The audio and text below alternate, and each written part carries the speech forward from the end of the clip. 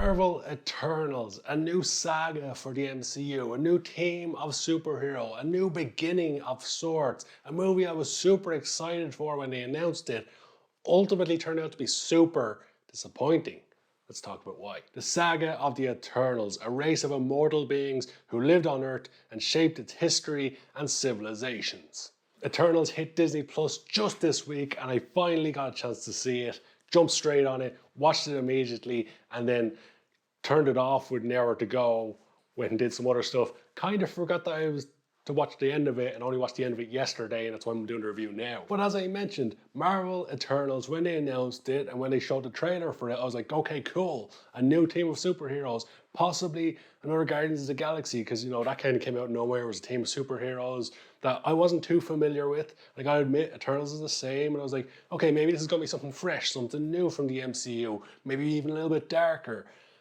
Unfortunately, it was only kind of darker in the visuals, and we'll get to that, but overall, I've got to say, Eternals was one of the biggest letdowns of the MCU so far. And then maybe that's just because, like it, many people were all bored of the MCU. Maybe it's just time to pack up the MCU. Of course, they're not going to do that. They're making too much money. But Eternals was a letdown on so many fronts. The story was interesting, but also kind of stupid. At times, poorly written or just poorly acted. So the visuals from a special effects point of view, fantastic, but what else would you expect from the MCU? But visuals in terms of cinematography and the look of the movie were absolutely awful. But then we're throwing this team of superheroes randomly. They're not giving much of a backstory, which, okay, I'm all in favor of that because I think a major problem with superhero movies is they focus too much on how they became a superhero. So okay, I'm cool with that, but you can't really just throw 6, 7 heroes on the screen and go, these guys are awesome because. Just because. And that's kind of what we get with Eternals. The superheroes are just thrown there. They're like, he's got a power and it's this, and he's got a power and it's this, and she's got a power and it's this. There's not really anything there to get invested in with the superheroes. And before you know it, one of the key superheroes is killed off, and it's a very emotionless moment because we haven't had time to invest in that character. If this was the second Eternals movie and this character got killed off early in the movie, it might have been a bigger moment. But ultimately, it's a wasted moment with a big actor and I assume a big hero. I never got a chance to find out if they're a big hero or not. But, you know, it's a major waste right there. Now, as I mentioned, kind of told it pretty fast, but when I was watching the movie on Disney Plus, I watched the first hour and a half and then I turned it off, went to bed, went to work the next day, you know, got on with life. And I kind of just completely forgot about Eternals because it wasn't pulling me back to the story. Eventually Friday came and I was like, okay, I'll go watch that now.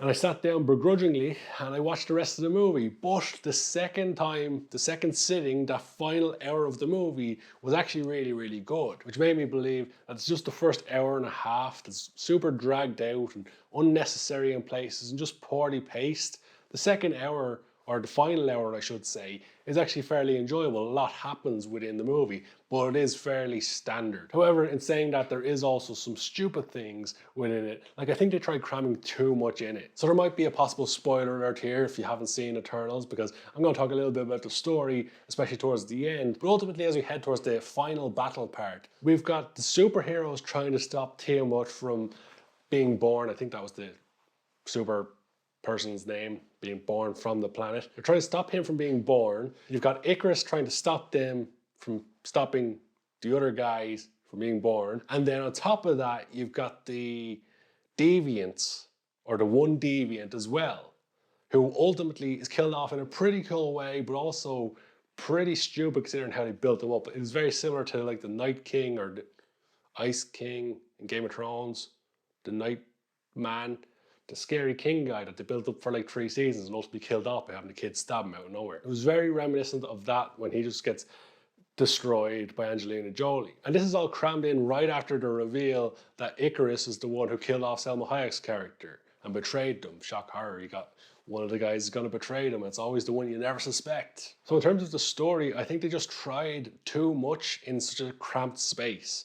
There's a lot they could have taken out of it, and I don't think the movie would have lost anything. In fact, it would have gained in many places. If this movie was an hour and a half long, I think you would have had a very interesting superhero movie. So getting back to the visuals, because I don't know if this is a problem just because of Disney Plus. I'll need some feedback on this from you guys in the comments. But when I watched it on Disney Plus and IMAX Enhanced on my Pretty damn good TV I watched just a couple of years ago. The visuals in the movie were terrible. The lighting was terrible. It was hard to see people's faces in times. It looked like the ambition of the movie was to use as much natural light as possible, but they just did it very, very poorly. And overall, the lighting and visuals of the movie was really distracting for me personally. But as I mentioned, that could be down to Disney Plus and not necessarily on the filmmakers. Maybe it was better in the cinema. Maybe it was better on some other service that isn't Disney Plus. Maybe it was because of my own TV that it looked that bad.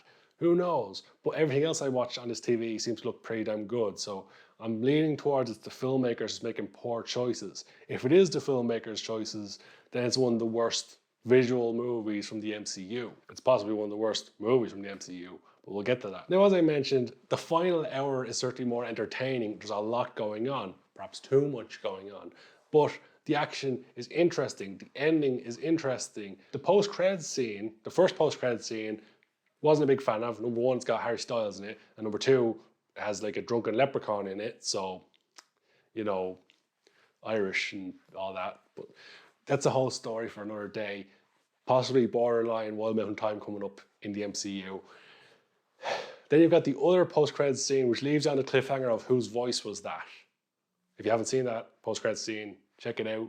And tell me who you think it is in the comment section below. I didn't think the acting was particularly good. It wasn't particularly bad, but it wasn't particularly good either in this movie. I don't think the writing was very good. I don't think the story overall was great. Even the main core story of it was pretty damn boring. Overall, the movie just had a boring tone to it, which isn't surprising because Chloe Zhao did Nomadland, which was a very, very boring movie. It had its moments. It had some cool visuals. It had a couple of good jokes in there. But is that enough? At the end of the day, it's an MCU movie. What more should I expect than, you know, some superheroes, some cheesy jokes, some action, fire, explosions, someone getting punched, a knockoff Superman. Oh yeah, that reminds me, there was a Superman reference in this and a Batman reference. I guess that was them being edgy. So that was the thing. Overall, when it comes down to it, I didn't enjoy Eternals. And it's one of the MCU movies I perhaps enjoyed the least of the last 10 years. You know, I've watched a lot of MCU movies, some begrudgingly, some with low expectations, some with high expectations. And I will fully admit I had high expectations going into this one. They were slightly tapered because I'd heard bad things about this movie, but I tried putting them to the side and just focus on the movie, give it its fair chance. And ultimately, even still, with my expectations tapered, I still was disappointed. So when it comes down to a rating out of 10 for Eternals, I would give it a 3 out of 10. I don't think I'll ever watch this movie ever again.